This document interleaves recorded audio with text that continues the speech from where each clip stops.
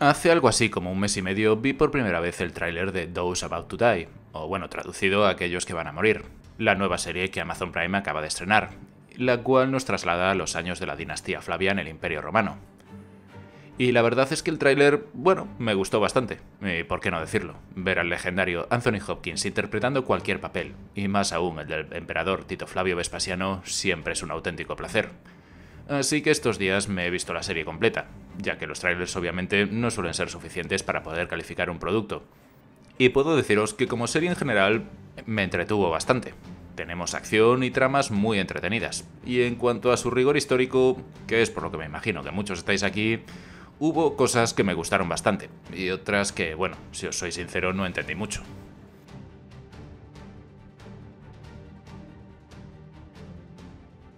Hola, ¿qué tal? ¿Cómo estáis? Bienvenidos a un nuevo vídeo y bienvenidos a un nuevo análisis histórico. Y sí, ya sé que estoy haciendo un vídeo editado en pleno mes de agosto. Pero bueno, como la serie de la que vamos a hablar hoy toca una temática que a mí personalmente me encanta, y también como a los amigos de Amazon Prime no se les ocurrió otra cosa que estrenarla, bueno, como ya veis, a principios de agosto, pues bueno, aquí estamos para hablar de Those About to Die. Por ello hoy, y recapitulando lo que va a ser el vídeo, hablaremos de la serie en sí, de la dinastía Flavia, de la pasión y a veces el fanatismo que despertaban las carreras en la antigua Roma, del mundo de los gladiadores también, y sobre todo al final del vídeo tendréis el correspondiente apartado de licencias históricas que tuvo la serie. Como os acabo de comentar, la serie nos lleva a los años de la dinastía Flavia, la segunda que gobernó el Imperio Romano, más concretamente a los últimos días de Vespasiano en el poder, y termina con el ascenso de su hijo menor Domiciano. En cuanto a la trama ficticia, la serie comienza con la narración de un hombre llamado Tenax, quien nos cuenta que creció en la parte baja del circo romano, y desde la más absoluta pobreza, la ambición y el trabajo duro le han llevado a regentar el local de apuestas más rentable de toda Roma. Este gran personaje, interpretado a las mil maravillas por el actor Iwan Rheon, define la actual situación de la ciudad de Roma como una cloaca de corrupción y decadencia donde la vida vale muy poco. Pero en ese escenario, este personaje se mueve a las mil maravillas, ya que gracias a sus manejos pasará de esta situación a ser cliente del mismísimo Domiciano, e incluso a liderar su propia facción en las carreras. Este es un personaje bastante cabroncete, pero no sé muy bien por qué, a mí me terminó cayendo hasta simpático. Tenemos por ahí a la familia númida de Cala y sus tres hijos, quienes estos últimos son apresados para posteriormente ser vendidos como esclavos, y su progenitora, en modo madre coraje, viaja hasta Roma para salvarles de la esclavitud. Y por si os lo estáis preguntando, sí, en esta serie también los soldados romanos son gente, bueno, corrupta, malvada, con poca o ninguna decencia en su interior y por supuesto desprovistos de toda bondad. Bueno, y aquí deciros que a mí personalmente la trama del hijo mayor Kwame y de la madre Kala sí que me entretuvieron e incluso me engancharon bastante. Pero la de las otras dos hijas, que bueno, a mí personalmente me aburrieron mucho y personalmente creo que sobraban. Bueno, de hecho, como deciros que hace pocos días que he terminado de ver la serie y bueno, ya no me acuerdo ni de cómo se llaman estos dos personajes. Así que nada, mejor vamos a ir con la trama de la dinastía Flavia, que a mí personalmente me pareció muchísimo, pero que muchísimo más interesante. Y empezamos por el cabeza de familia, Tito Flavio Vespasiano, interpretado, como ya os he dicho, brillantemente por Anthony Hopkins. En la serie vemos a un anciano sabio, aunque también en sus últimos días de vida. Tiene que hacer frente a la decisión de qué hijo nombrar como sucesor y a varios desafíos que ocurren en su ciudad, como esas protestas por la escasez de grano, algo que si no me falla la memoria nunca ocurrió bajo su mandato, pero bueno, no le va nada mal a la trama ficticia. Aunque bueno, sí que es cierto que el emperador Vespasiano siempre tuvo fama de ser un poco agarrado y algo austero, así que puede ser que esto lo haya ido por ahí. Antes de todo esto, y como bien nos cuenta la serie, Vespasiano había sido un brillante militar que había triunfado en Britania, y unos cuantos años después había sido destinado a sofocar la gran revuelta judía, pero la crisis del año de los cuatro emperadores le llevó a dejar esta campaña en manos de su hijo para posteriormente partir hacia Roma y reclamar el púrpura, cosa que consiguió. De su gobierno destacaríamos que asociaba al mismo el principio de sucesión hereditaria, destacando obviamente a sus hijos Tito y Domiciano. A su vez favoreció a sus grandes generales, aunque también los retiraba de la vida civil para que no quitara gloria a sus hijos. Favoreció a la burguesía, que progresó mucho, y a los caballeros provinciales. El Senado le dio algún que otro disgusto, e incluso tuvo que hacer frente a una conjura como la del Vidio Prisco que intentó acabar con él, aunque fue descubierta y el senador ejecutado. En el apartado económico, el nuevo emperador lo tenía bastante complicado. La guerra civil del año anterior, más la administración de Nerón, había dejado las arcas tiritando, por lo que tuvo que tomar algunas medidas que le valieron esta fama de agarrado que yo os he contado. Una cosa que me gustó y mucho en este momento es que la serie nos habla del famoso, o llamado mejor dicho, impuesto a la orina. Sí, habéis escuchado bien. ¿Pero esto fue real? Y a ver, es que en la antigua Roma no existían los jabones ni los detergentes, así que las túnicas, las togas y los vestidos se lavaban con orina. Gracias al amoníaco que contiene este líquido producido en nuestros riñones se podía limpiar la ropa. En una lavandería, la orina se dejaba reposar y luego se mezclaba con ceniza que actuaba como mordiente, en unas sillas de pisado. Posteriormente se aclaraba la ropa desinfectada en unas alberquillas o acequias y como nuevas. Pues bien, las lavanderías tenían ánforas por todos los rincones de la ciudad para que la gente pudiera orinar en la puerta de sus establecimientos, en las letrinas o incluso en los anfiteatros. Según nos cuenta Suetonio, en una ocasión el emperador Vespasiano decidió vender la orina de las letrinas públicas a los dueños de las lavanderías. Su hijo Tito, como vemos en la serie, trató de convencerle de lo contrario, alegando que aquello era algo asqueroso. Vespasiano sacó varias monedas de oro y se las acercó a la nariz. ¿Huele mal?, preguntó Vespasiano. No, respondió Tito. A lo que Vespasiano le respondió con su famosa expresión: pecunia no olet, o lo que es lo mismo, el dinero no huele. Una cosa que decían en la serie, o que se da a entender, es que la familia de Vespasiano, bueno, es decir, sus padres, pues que venían de un origen humilde, o que, bueno, en concreto creo recordar que dicen que vienen de una familia de muleros. Y a ver, sí que es cierto que estos no eran patricios ni de la alta nobleza romana, pero aquí hay que matizar una vez más un par de cositas. Ya que su madre, sí, cierto, era miembro de la orden ecuestre, pero su tío materno era senador. Así que tan humildes como nos cuenta la serie, no eran. Terminado ya Vespasiano, vamos con su hijo mayor. Pues Tito Flavio Vespasiano, hijo, al que a partir de ahora en este vídeo llamaremos Tito para no confundirlo con su padre, vemos como en la serie le rinden homenajes en Roma tras triunfar en la guerra judeo-romana y arrasar con Jerusalén. Algo que, bueno, sí que sucedió, pero había sucedido unos 9 años antes del momento en el que nos encuadra la serie. Pero bueno, dejemos el baile de fechas para más adelante. Tito se ve que es el favorito de su padre Vespasiano. Es un tipo que en la serie se ve como honorable y un gran militar, al igual que lo había sido su padre en su momento. Pero hay algo que a Vespasiano no termina de gustarle, y tampoco a la alta sociedad romana, ya que Tito tiene por amante a la princesa judía Berenice. La realidad es que esta relación sí que tuvo lugar, y la serie a grandes rasgos no la relata nada mal. Sí que es cierto que la relación no era ninguna novedad, ya que Berenice llevaba ya unos 4 años en Roma cuando Tito fue declarado emperador, tras lo cual se apartó de él, y tras la muerte de Tito no se sabe muy bien qué fue de ella, aunque en la serie deciden acabar con ella en el penúltimo episodio. En la serie vemos a un Tito que, como ya os he dicho, parece un hombre honrado, pero las intrigas políticas no le hacen estar muy cómodo en su puesto como emperador. Todo lo contrario que a su hermano Domiciano, quien parece que se mueve como pez en el agua entre intrigas palaciegas. En cuanto al actor que pusieron en la serie para interpretar a Tito, pues a ver, bajo mi punto de vista escogieron a un tipo pues excesivamente guaperas, ya que a ver, según los bustos y las monedas era un tipo regordete, y a ver, bueno, ya sé que la belleza es algo bastante subjetivo, pero a ver, lo más seguro es que Tito se pareciese a este de aquí, más que al actor que vemos en la serie. Este hombre, la verdad es que solamente estuvo un par de años en el poder, y la realidad es que no debieron de ser muy cómodos, ya que, por decirlo de alguna manera, parece ser que le mirió un congreso de tuertos, o lo que es lo mismo, que tuvo muy pero que muy mala suerte.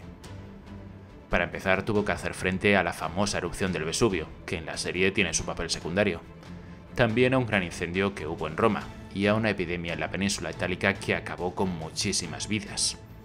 3 sucesos catastróficos en tan solo 2 años. Aún así, pudo asistir a la inauguración del anfiteatro más famoso de la historia, el Anfiteatro Flavio, al que hoy en día conocemos como el Coliseo. Inauguración que aparece en los últimos 2 capítulos de la serie, y que es realmente espectacular, aunque a mí personalmente se me hizo bastante corta. Como ya os he comentado, Tito abandonó este mundo prematuramente a los 41 años, y en la serie nos dan una versión que... bueno, prefiero dejarlo para el capítulo de licencias. Así que, bueno, terminado Tito, vamos con su hermano menor, Tito Flavio Domiciano.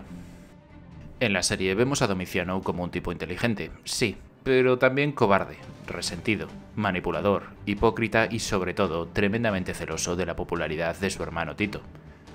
También, como muchos ciudadanos de Roma, es adicto a las apuestas, y disfruta viendo cómo sus esclavos se lo montan delante de él, y de vez en cuando se une a sus orgías. Durante toda la temporada vemos a un Domiciano que es hábil con la oratoria y con los asuntos políticos, algo que es reconocido por su propio padre, pero el mundo militar, al contrario que a su padre y hermano, no le gusta tanto, más allá de tener una gran puntería con el arco, algo que así era también en la realidad. Y aquí hay que decir que el actor Giorgio Macari hizo un gran trabajo, ya que esas caras de zumbado que pone dan muy pero que muy mal rollo. Pero también es cierto que en algunos momentos me recordó un poquito al Calígula de Malcolm McDowell, sobre todo en lo referente a lo histriónico. Pero Domiciano, el último de los Flavios, ¿era realmente así? Pues a ver, aquí habría que comenzar diciendo que durante muchísimos siglos Domiciano ha formado parte de esa lista de emperadores locos o tarados, junto a gente como Calígula, Nerón o Cómodo. Pero también es cierto que esta interpretación, como ocurre muy a menudo en estos casos, está sujeta a muchísimos matices. Antes de que el púrpura recayese sobre Domiciano, al igual que su hermano Tito, había recibido la mejor educación. Pero como ya os he comentado, el mundo militar no le atraía mucho. Sus contemporáneos le describían como un chico callado, taciturno y poco sociable que disfrutaba de su soledad. Cuando su padre fue proclamado emperador, este ingresó en el Senado con el cargo de pretor con tan solo 18 años. Desde allí sería mandado a la Galia por una rebelión con la esperanza de tomar el mando de las legiones, algo que jamás llegó a suceder. Tras esto, desencantado también con la vida política, dejó sus escasas funciones en el Senado para retirarse a su villa y dedicarse al arte y a la literatura. Pero como os acabo de comentar, su padre falleció, y el tiempo de Tito como emperador fue muy corto, así que le tocó el turno para portar el púrpura. A partir de aquí, incluso autores clásicos que no aprecian demasiado su figura, como pueden ser Suetonio, Dion Casio o Tácito, nos cuentan que sus inicios en el trono fueron muy pero que muy prometedores. Gracias a sus conocimientos de derecho se ganó una buena fama como un soberano justo, e incluso promulgó castigos a aquellos que presentaban denuncias falsas. Rechazó a cualquier persona corrupta en el poder, y fortaleció las fronteras imperiales. También podemos destacar que restauró los derechos suprimidos por Nerón y daba unos grandes banquetes públicos. Fue un gran reformador de la ciudad de Roma, e incluso la moneda romana, durante sus años en el poder, llegó a alcanzar su máximo valor. Su fama de loco o de tarado viene a raíz de la rebelión frustrada contra él que intentó el gobernador de Germania, Saturnino. Y una vez acabó con él, sí que es cierto que Domiciano pasó a ser un tipo excesivamente cruel, incluso para su época, paranoico, incluso con manías persecutorias. Pero como todo esto sería para una hipotética segunda temporada de la serie, vamos a pararnos aquí. Si hay una cosa que me gustó, y mucho de esta serie, es que por primera vez, o al menos que yo recuerde, vemos cómo una serie o película retrata toda la pasión y el ambiente que despertaba entre los ciudadanos de Roma las carreras del Circo Máximo. Y es que las carreras, ya desde tiempos de la monarquía, fueron el auténtico deporte rey en la antigua Roma. Y con el paso de los siglos, la pasión que despertaba entre sus ciudadanos no hizo sino aumentar. Como vemos en la serie, las peleas y discusiones entre los partidarios de las diferentes facciones eran de lo más habitual, así como las trampas o triquiñuelas para sacar ventaja en alguna carrera. La recreación que se hace del Circo Máximo en la serie es absolutamente sublime, y tengo que decir que a pesar que ya la había visto en los trailers, me dejó con la boca abierta cuando vi la serie. Y es que se dice que esta estructura llegaba a tener un aforo de hasta 250.000 personas. Como vemos en la serie, las facciones que había en Roma a finales del mandato de Vespasiano eran 4: la roja, la blanca, la verde y la azul. No está demasiado claro qué era lo que las diferenciaba más allá del color de sus túnicas, pero sí sabemos que todas ellas, tal y como vemos en la serie, despertaban casos de auténtico fanatismo. Y al igual que podemos ver, los ciudadanos de Roma apostaban grandes sumas en cada carrera, lo que en muchas ocasiones podía llevar a algún ciudadano a perder la gran mayoría de su patrimonio. En la serie también vemos como Tenax, gracias a sus contactos y a hacer alguna que otra trampa, consigue convencer a Domiciano para formar su propia facción, la Dorada. ¿Pero esta existió de verdad? Pues la realidad es que sí, pero fueron un poquito posteriores a lo que nos cuenta la serie, ya que se formaron con Domiciano en el poder. Pero no solamente esta, sino que el emperador llegaría a formar otra más, y durante los 15 años que este ostentó el púrpura, fueron 6 las facciones que corrían en el Circo Máximo. pero ambas facciones desaparecieron cuando el emperador fue asesinado. Aquí cabe decir, como ya os imaginaréis, que Domiciano, y también como vemos en la serie, fue un auténtico entusiasta de las carreras, así como también de los juegos de gladiadores. Suetonio nos cuenta que llegó a asesinar a ricos senadores y caballeros para poder quedarse con sus fortunas y así poder financiar los gastos de las carreras de carros, en las que además subastaba entre el pueblo, que le amaba generosos premios contenidos en boletos guardados en bolas que se lanzaban al público. A Domiciano también se le llegaría a acusar de un escándalo por su relación amorosa con Paris, un bailarín de la facción verde. El asunto se cerraría con Juvenal exiliado en Egipto por sus críticas, y con Paris muerto, según unos, y exiliado en Antioquía, según otros. Parece ser que este tal Paris fue en el que la serie se inspiró lejanamente, eso sí, para crear al personaje de Hermes, el esclavo favorito y también amante de Domiciano. Ahora vamos con el otro gran espectáculo de la antigua Roma y que también, por supuesto, tiene su lugar en la serie, las luchas de gladiadores, la cual vemos a través de los ojos del hijo mayor de Cala, Cuame, y bueno, de su entrenamiento en el famoso Ludus Magnus. La realidad es que en este apartado la serie decidió tirar más por el camino del morbo y de lo fantástico más que por el realismo para representar la gladiatura. Algo que, bueno, no deja de ser una licencia, pero otra parte, a la hora de hacer una serie, película o cualquier otra obra de ficción suele ser lo más habitual. Y me atrevería a decir que es lo que prefiere el gran público. Ya he hecho varios vídeos en el canal en los que explico que por una mera cuestión económica los combates a muerte o sin emisione eran bastante poco habituales, ya que el dinero que tenía que dejarse el organizador de los juegos si uno de los combatientes perdía la vida era bastante considerable. Tampoco vemos a los árbitros durante los combates, que cabe decir que sí que los había. Estos eran conocidos como los summa rudis y solían vestir una túnica blanca y estaban obligados a intervenir si alguno de los combatientes incumplía las normas. Pero claro, viendo el cariz que tiene la serie en este apartado, no es de extrañar que no los hayan incluido. Y a ver, sobre este apartado de los gladiadores que nos cuenta la serie hay muchísimas más cosas que comentar, pero bueno, os las comentaré después en el apartado de licencias. De todas maneras, si queréis conocer más sobre este mundo, os recomiendo, en primer lugar, la página de Lucius Spiculus y sobre todo las novelas de Juan Tranche, que aparte de enseñarme muchísimo sobre este mundo, también son de lo más entretenidas. Durante toda la serie vemos de fondo las obras para la inauguración del anfiteatro Flavio, hoy en día, como ya sabéis, conocido como el Coliseo, y como también sabéis, el principal símbolo de la ciudad de Roma. El anfiteatro más famoso del mundo comenzaría a construirse al poco de llegar Vespasiano al poder, en torno a los años 70, 71 o 72 después de Cristo, y llevó unos 8 años construirlo. Se le empezó a conocer como el Coliseo varios siglos después, ya bien entrada la Edad Media, debido a la gran estatua de Nerón que se encontraba a su lado y también vemos en la serie. Esta estatua de bronce se dice que llegaría a medir unos 30 metros, y sus rasgos fueron modificados por los del dios Sol para que no se pareciera al emperador que tan mal recuerdo había dejado en Roma. Los juegos inaugurales duraron un total de 100 días, y debieron de dejar al público impresionado tal y como nos cuentan los poetas Marcial y Juvenal en sus escritos, quienes fueron contemporáneos de aquel evento histórico.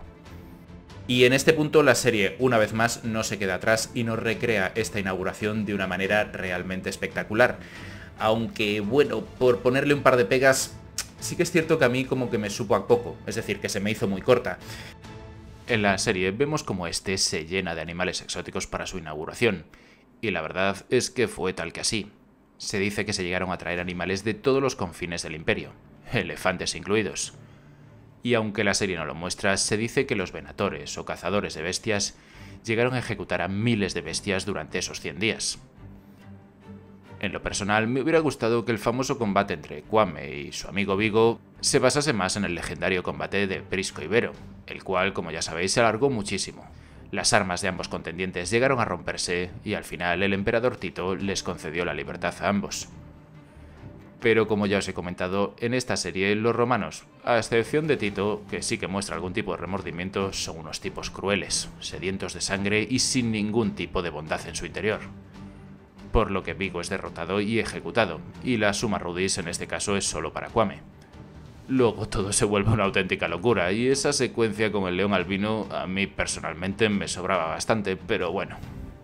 Ahora quiero hablaros de otro gran evento que se dio en Roma y sobre todo que también representan en la serie, y son las famosas y espectaculares naumaquias. las cuales la mayor parte de la gente siempre suele asociar a que se celebraban en este anfiteatro, lo cual, bueno, no fue siempre así.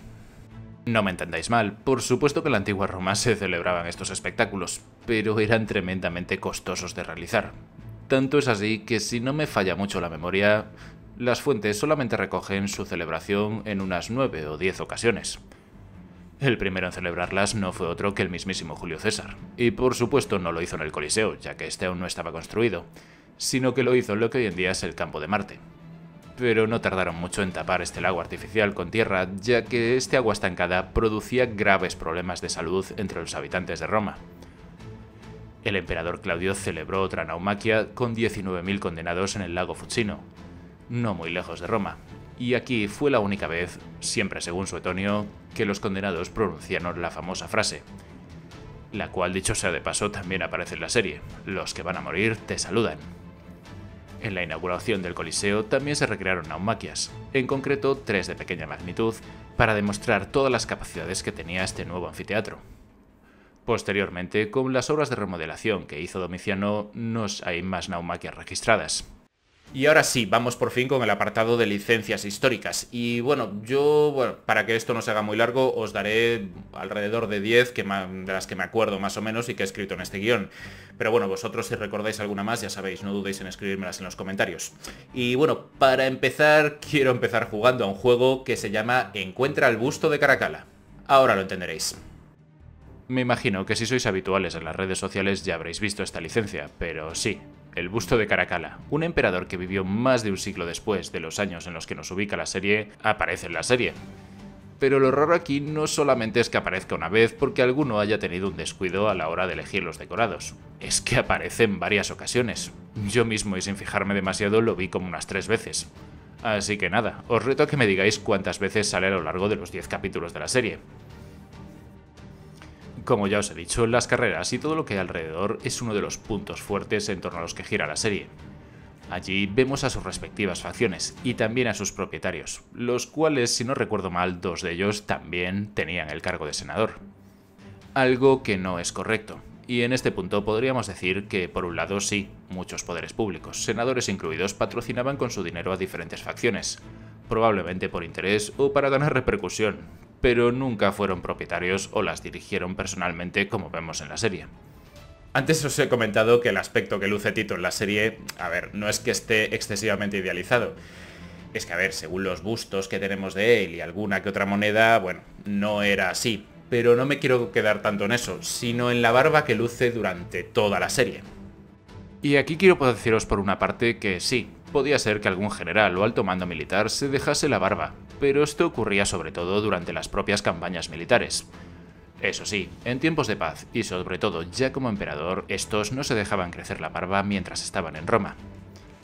Eso sí, hablamos durante la dinastía de los Flavios, ya que esto cambiaría a partir del emperador Adriano en tiempos de la dinastía Antonina, en la que ya se pueden ver a emperadores dejándose crecer el vello facial.